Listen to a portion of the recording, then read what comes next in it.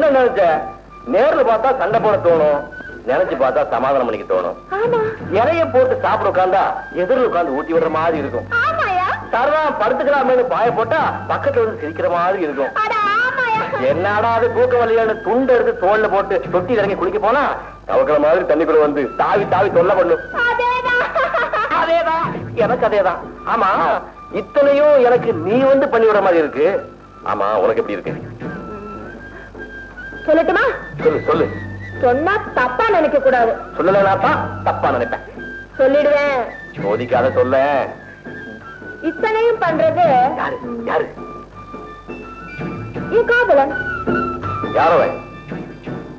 அவசியம் தெரிஞ்சுக்கணுமோ? வா காட்டுறேன்.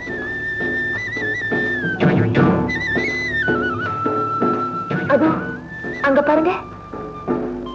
அது நான் தான்.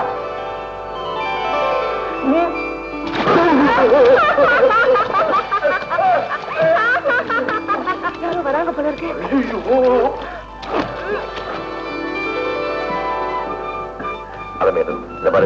இன்னில இருந்து இந்த மாதிரி வேலை செய்தெல்லாம் விட்டுடு. இல்லைங்க, எனக்காக இந்த நாளும் மத்த பெண்களோட நன்மைக்காகவாவது நான் இன்னும் கொஞ்ச நாள் இந்த வேலையை தான் செய்ய போறேன். நீ என்ன சொல்ற? அவசியம் வரும்போது எல்லாம் விவரமா சொல்றேன். அப்ப சரி, நீ என்ன பண்ற? நாளை காலையில வயக்காட்டுக்கு வந்து 4 பேருக்கு முன்னாடி நடந்ததுக்கு வருத்தப்படுற மாதிரி வருத்தப்படு. நானும் உன்னை மன்னிக்கிற மாதிரி மன்னிச்சிடுறேன்.